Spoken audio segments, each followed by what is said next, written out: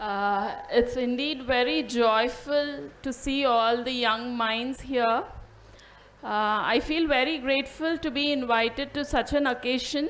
Initially, I was a little skeptical what I would talk for a pre-primary event, but I would like to take this opportunity to congratulate everyone. I'm sure all of you are in great hands. It's such an important milestone. I think in this never ending journey of life, things like this, congratulating them on their little achievements is really good. I think I shouldn't be saying it a little achievement, it's a major one in their step towards success. So, coming to the school, I'm pretty sure all of you are in very good hands, nurturing with very futuristic and very experienced mentors here.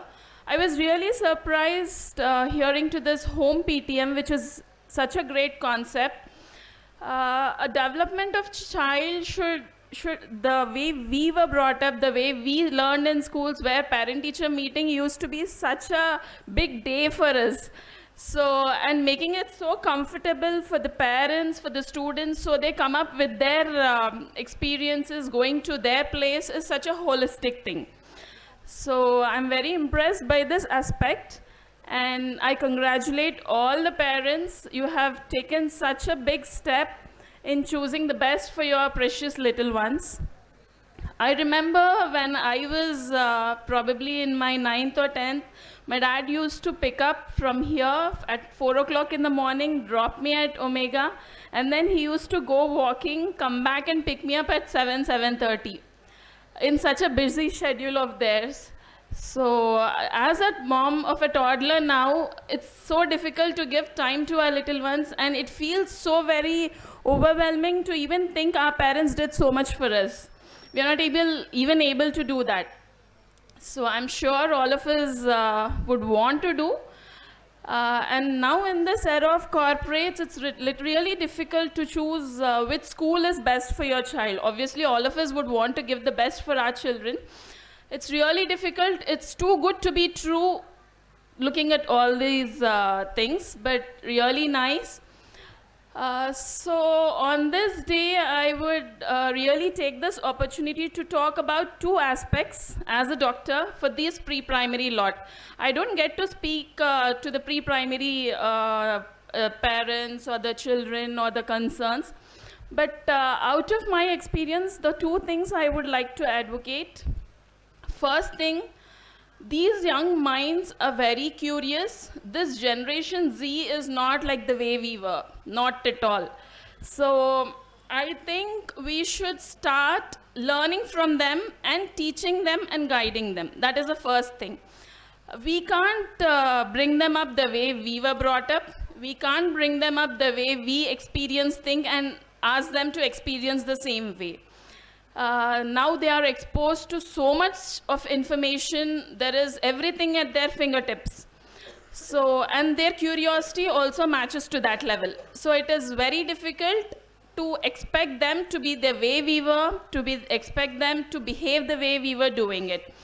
And these young talents, they are very sharp, they are very curious. I just want all of you to just bend down to their level, understand their requirements, consider what all they are exposed to, and nurture them in that way. And this a little guidance, experience from our side, whatever experiences we have gone through, I think will bring out their full potential, which is really amazing. I remember the days my parents, they would, do everything possible to let us study, get things for us, wake up at the way we were. The competitive world is really bad. So to match up to that level, they would do everything. I have my uncle at home who used to graph up my performance when I was in 9th and 10th, which is then, this is way back in 2004, 2003, where I didn't know what MSET was till we came out of school. So every Monday where we would have a weekend kind of exam, he would graph up. So this was your performance, then this was my performance. That level of teaching, I don't think we had then. Okay, one thing I want to say is just try nurturing their minds to discover things rather than learning what is in the textbook. Okay, I think even Sudhakar sir would agree to that. We would be tuned in that way that we are not given a book, just bring out your talent. Okay. How much ever this academics is important, I would like to advocate one more point. These young minds are very labile. They are very volatile. Uh, though they are so very successful in their academics, in their professionals, I don't think they require so much of care that we got. They're very curious, they know where to get their information. Then when we would have to write an essay, we would have to jot down different books, pick up the points, mark it. Now there is ChatGPT. You don't have to type it. You just speak it. You get everything in every format. And it's really surprising to see the way it gives back you your questions. It asks you whether you want to be more innovative. It asks you whether you want to be more fun. I don't know, it's like a double-edged sword where we are bringing out their curiosity, or is it helping them reach the information so fast? So I want them to strike a little balance there. They have to get on to use their minds, brain, everything, and along with it, take the help of this technology, which has bring them things really, really very fast for them. Along with it, even in the young students, like not just the pre-primary, primary and all, they're going through a lot of psychological illness. As a doctor, I see a lot of parents coming up who just give a phone to the kid and make them sit. So just nurture their minds, heart to develop this kindness, compassion, curiosity, that sharing attitude, which we, as a generation of ours, we lacked everything. We are not that patient enough like our elders. And our kids, not even that patient to our level. So please focus on their mental health more than the academic success. Just teach them to balance, to take their success and failure in the same way which they are lacking.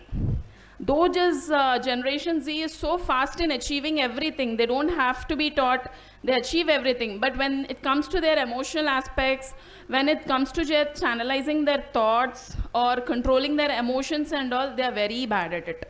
They're very, very bad at it, probably because of the faster technology they are put through, or the peer pressure, what they are going through. So there has to be a proper balance, and that balance can be striken better when it is nurtured from a very young age like this. Teach them failure is okay. Don't just praise them for their laurels, pat them back if they are not doing well also. So I just want to tell them that every stumble they take together now is like a step to discovering what it is to the future. So I would just like to end saying that failing is not just the opposite of strength, but a part of discovering it. That is what we need to teach from at this young age. I think all my elders here agree with it, because I don't think we need to teach them any subject. I don't think we need to teach them to compete so much. They are as such competitive. They are very curious. They have an amazing potential. We'll be so surprised to see their achievements. My 3-year-old knows a way to his school now. I don't think I even remember those things, those landmarks anywhere. He tells me the way to school sometimes.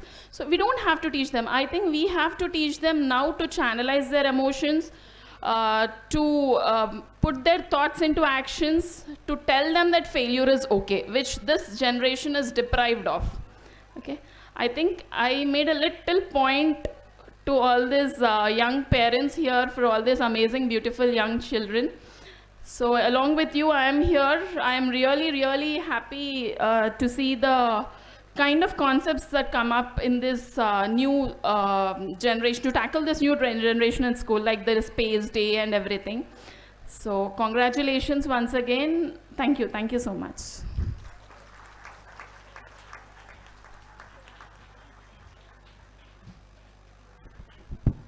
Thank you, ma'am, for sharing your knowledge.